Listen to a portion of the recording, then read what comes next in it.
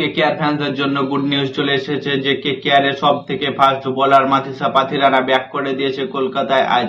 সে পরের ম্যাচ থেকে সে চেন্নাইয়ের বিরুদ্ধে ম্যাচ থেকে সে পাথিরানা খেলতে শুরু করবে, মানে তার প্রাক্তন দলের বিরুদ্ধে সে আজ প্রথম ম্যাচ খেলতে চালু করবে। কারণ সিএসকে ভার্সেস কেকেআর এর যে ম্যাচটা আছে সেই ম্যাচটায় প্রায় 90% চান্স আছে যে পাথিরানা কামব্যাক করবে এবং পাথিরানা খেলতে পারে।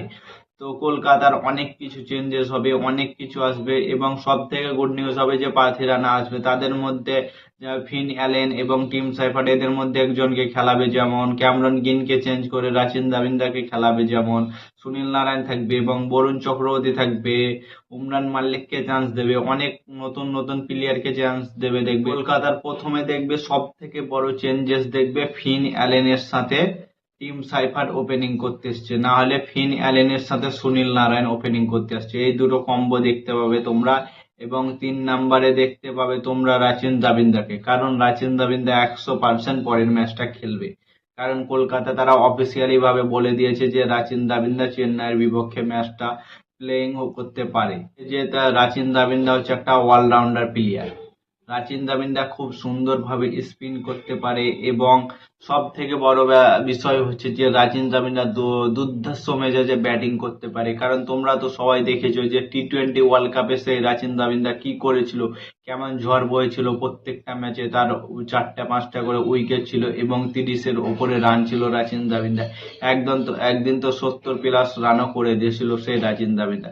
এবং তোমাদের স্টার বয় তো থাকবে এবং তোমাদের একটা প্লেয়ার থাকবে কমন, যেমন রিঙ্কু সিং, কারণ রিঙ্কু সিং কে চেঞ্জ করবে না, রিঙ্কু সিং থাকবে এবং আজিমকে রাহানেকে রেস্ট দেবে পরের ম্যাচ। রিঙ্কু সিং থাকবে এবং তেজস্বী সিং থাকবে। রমনদীপ সিং কে চেঞ্জ করে দেখবে তেজস্বী সিং থাকবে এবং উমরান মাল্লিক থাকবে, সুনীল নারায়ণ থাকবে, বরুণ চক্রবর্তী থাকবে। 3টে ঝড় থাকবে এবং উমরান মাল্লিক যদি চান্স পায়, তোমরা তো জানো যে উমরান মাল্লিক কি করতে পারে। জম্মু এক্সপ্রেস নামে পরিচিত সেই উমরান মাল্লিক, 157 স্পিডে বল করার সেই প্লেয়ার উমরান মাল্লিক। সেই উমরান মাল্লিক যদি টিমে ব্যাক করতে পারে, ম্যাচ খেলতে পারে, তো সে প্রথম ম্যাচে দেখিয়ে দেবে যে ঝড় কাকে বলে। পাওয়ার প্লেতে উমরান মাল্লিক প্রথমে 2-1টা উইকেট ফেলে দিতে পারে।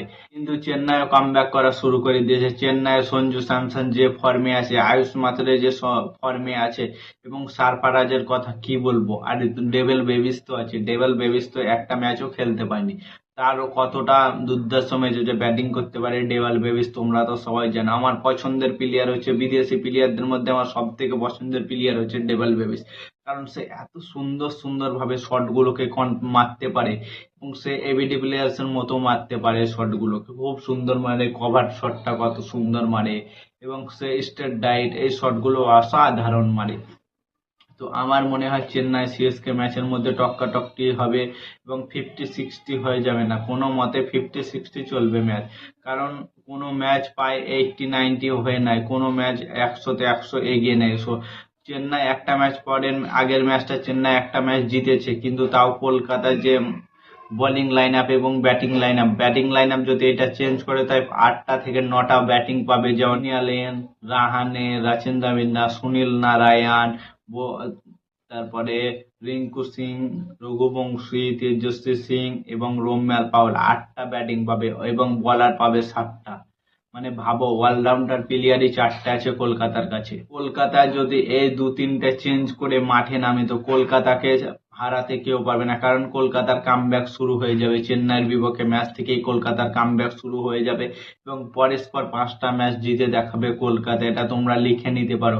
তো কলকাতার কোন স্কোয়াড হলে তোমরা খুশি হবে কমেন্ট করে জানাও। আর নতুন কোনো আইপিএল ভিডিও পেতে চ্যানেলটাকে সাবস্ক্রাইব এবং ফলো করে যাও। ততক্ষণের জন্য টাটা, বাই বাই, জয় হিন্দ।